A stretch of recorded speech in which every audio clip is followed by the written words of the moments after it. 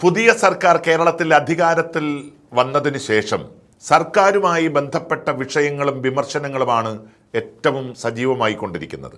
അതിനിടയിൽ നിർഭാഗ്യവശാൽ കേരളത്തിലെ പൊതുസമൂഹം സമ്പൂർണ്ണമായി ചർച്ച ചെയ്യാത്തൊരു വിഷയം കേരളത്തിലെ CPM-ന്റെ തകർച്ച തന്നെയാണ്. കഴിഞ്ഞ ദിവസം കണ്ണൂർ ജില്ലാ CPM-ന്റെ സെക്രട്ടറി KK രാഗേഷിന് അനുകൂലമായി പാർട്ടി ഒരു നിലപാടെടുത്തത് നവമാധ്യമങ്ങളിൽ പ്രത്യക്ഷപ്പെട്ടപ്പോൾ അതിന് താഴെ 12,000-ലധികം വരുന്ന അണികളുടെ പൊങ്കാലയാണ് നമ്മൾ കണ്ടത്. ഇത്രയും കാലം CPM കൊണ്ടു നടന്ന ഒരു പ്രത്യേക ശൈലിയുണ്ട്. മുകളിൽ നിന്ന് ഒരാൾ തീരുമാനിക്കും. ആ തീരുമാനം കറുത്തതാണെങ്കിലും വെളുത്തതാണെങ്കിലും അത് അംഗീകരിച്ച് മുന്നോട്ട് പോവുക എന്ന ശൈലി പാർട്ടിയുടെ ഏറ്റവും അടിത്തട്ട് വരെ സ്വീകരിച്ചു പോന്നു. ആ ഒരു ശൈലിക്കാണ് സമൂലമായിട്ടുള്ള മാറ്റം കേരളത്തിൽ സംഭവിച്ചിരിക്കുന്നത്. CPM മുമ്പെങ്ങും കണ്ടിട്ടില്ലാത്ത രീതിയിലുള്ള തകർച്ചയെ നേരിടുകയോ അഭിമുഖീകരിക്കുകയോ ചെയ്യുന്നു എന്ന് പറഞ്ഞാൽ അതിനകത്തൊരു അതിശയോക്തിയുമില്ല.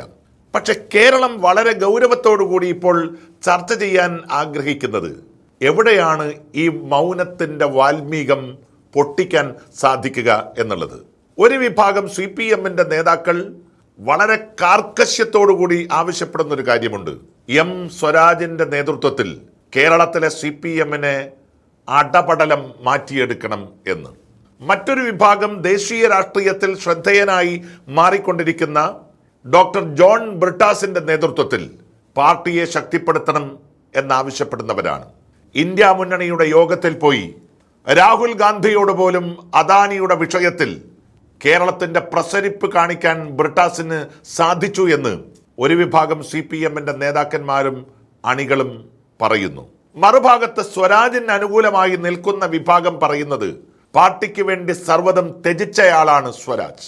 പാർട്ടിയുടെ ഭീഷണാശാലിയായ നേതൃത്വം എന്നുള്ള രീതിയിൽ കേരളത്തിലെ യഥാർത്ഥ കമ്മ്യൂണിസ്റ്റ് പാർട്ടിയുടെ പ്രത്യയശാസ്ത്രപരമായ പോരാട്ടത്തിന്റെ കുന്തമുനയാകാൻ സ്വരാജിനല്ലാതെ മറ്റാർക്കും സാധിക്കില്ല.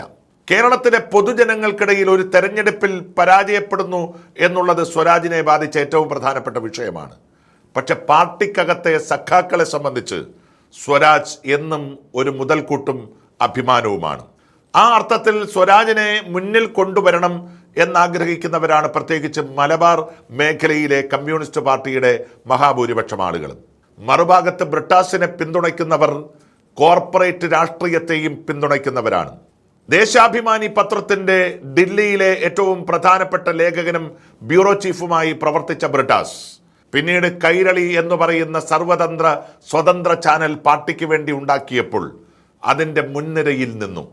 അന്ന് മുതലാണ് ശ്രീ പിണറായി വിജയനുമായി വലിയ ആത്മബന്ധത്തിലേക്ക് ബ്രിട്ടാസ് കടക്കുന്നത്. പിന്നീട് നമ്മൾ കാണുന്നത് പിണറായി വിജയന്റെ ഏറ്റവും പ്രധാനപ്പെട്ട ഉപദേശകന്റെ വേഷത്തിലേക്ക് ബ്രിട്ടാസ് കടന്നു വരുന്നു എന്നുള്ളതാണ്. കഴിഞ്ഞ 2 തെരഞ്ഞെടുപ്പുകളിൽ, അതായത് ഈ തെരഞ്ഞെടുപ്പിൽ പരാജയപ്പെടുന്നതിന് തൊട്ടു മുമ്പുള്ള 10 വർഷക്കാലത്തെ തെരഞ്ഞെടുപ്പുകൾ, ആ തെരഞ്ഞെടുപ്പുകളിൽ പാർട്ടിയുടെ മിഷണറി തന്നെ ചലിപ്പിക്കുന്നതിലും അതിൻ്റെ പബ്ലിക് റിലേഷൻസ് വർക്കുകൾ ഏകോപിപ്പിക്കുന്നതിലും ആശയങ്ങൾ കൊണ്ടുവന്ന് അവതരിപ്പിക്കുന്നതിലും ബ്രിട്ടാസ് മുന്നിൽ നിൽക്കുകയും ബ്രിട്ടാസിൻ്റെ വാക്കുകളെ പരിപൂർണമായി പിണറായി വിജയൻ ഉൾക്കൊള്ളുകയും ചെയ്തു. ആ ഘട്ടങ്ങളിലാണ് ജോൺ ബ്രിട്ടാസ് രാജ്യസഭയിലേക്ക് നോമിനേറ്റ് ചെയ്യപ്പെടുന്നത്. ദില്ലി രാഷ്ട്രീയത്തിൽ പിടിമുറുക്കി പോളിറ്റ് ബ്യൂറോ വരെ എത്തി പാർട്ടിയുടെ അഖിലേന്ത്യാ സെക്രട്ടറി വരെ എത്തിച്ചേരുക എന്ന വലിയ മോഹവുമായിട്ടാണ് ബ്രിട്ടാസ് മുന്നോട്ട് പോകുന്നത്. പക്ഷേ ഈ 2 കൂട്ടർ തമ്മിലുള്ള വിഭാഗീയ പ്രവർത്തനം കേരളത്തിൽ ശക്തമായി മുറുകുമ്പോഴും പാർട്ടി അണികൾ വലിയ അകലം പാലിച്ച് മുന്നോട്ട് പോവുകയാണ്.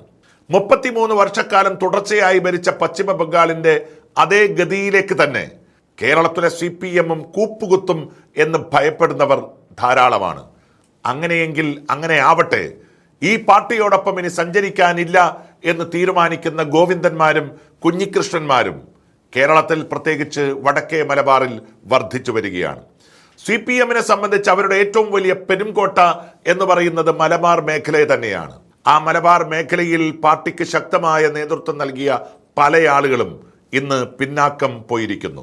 പ്രത്യേകിച്ച് P ജയരാജനെ പോലെ, MV ജയരാജനെ പോലെ, EP ജയരാജനെ പോലെ, രാജേഷിനെ പോലുള്ള ആളുകളൊക്കെ ഇപ്പോൾ മുഖ്യധാര രാഷ്ട്രീയ പ്രവർത്തനത്തിൽ നിന്ന് തന്നെ മാറി നിൽക്കുകയാണ്.